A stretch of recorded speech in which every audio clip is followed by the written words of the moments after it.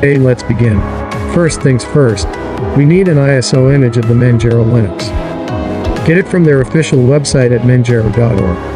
At the downloads page we get many choices, the best part of Linux.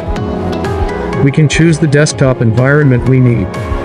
If you are new to Linux desktops, start with No More KDE. They are quite popular and useful as it is. The XFCE desktop is quite good and less resource intensive, so basically your call. In addition, we can get community builds of different other desktops as well. Select the desktop Linux and click on download. The download will be around 2 GB. Once that is done, we will start off the installation process. With the ISO file downloaded, we now need to create a bootable device. There are many ways of doing so. Following steps should work fine for most of you.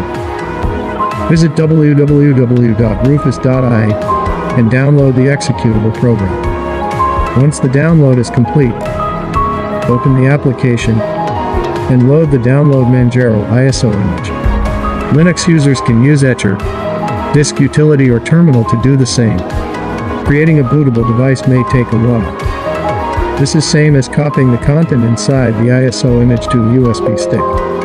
Once this process is complete, we are ready to install MANJARO Linux alongside our Windows installation. Linux users can use a terminal to create a bootable device. Identify the USB device with the following command. Mount the device using the appropriate device name. Now using the DD command, we can create a bootable USB. Now reboot your PC to the BIOS menu or boot manager.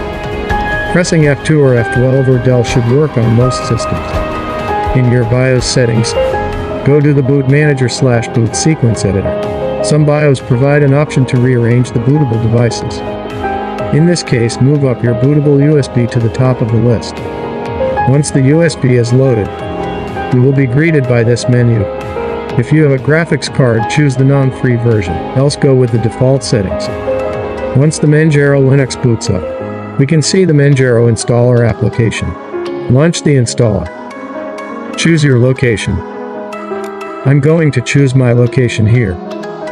On the next page, we need to set up our keyboard layout. Select your layout and check if all your keys work as expected. In the partitions page, we need to set up the disk for installing MANJARO.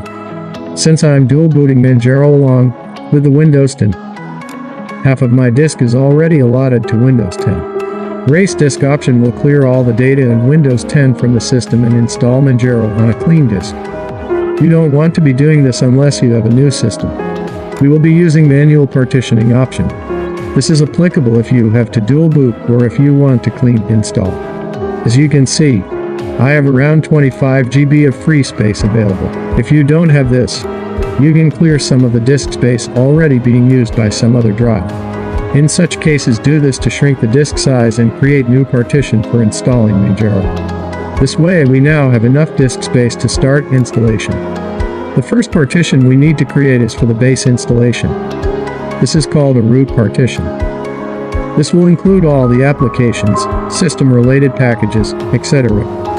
Leave at least 20 GB for this. Select the file system.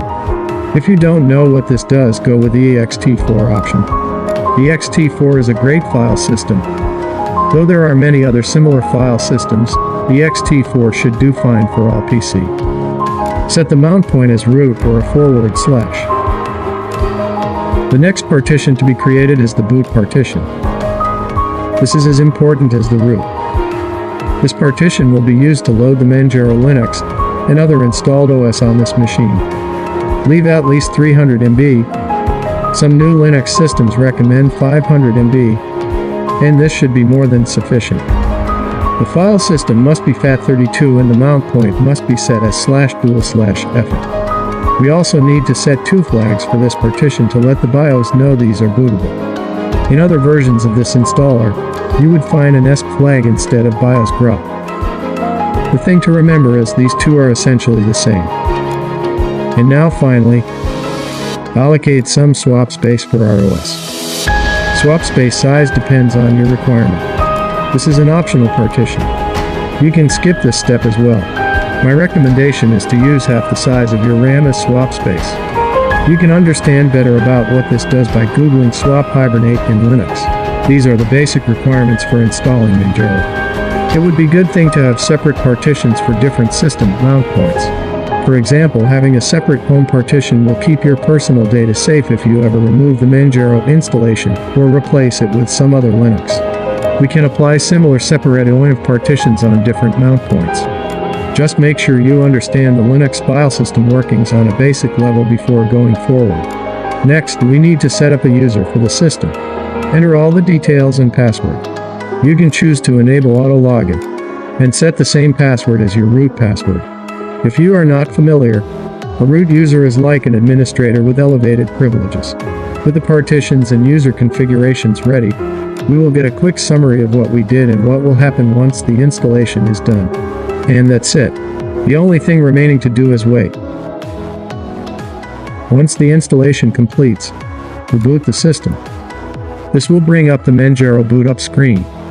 You will be able to choose MANJARO Linux or your Windows installation from this menu.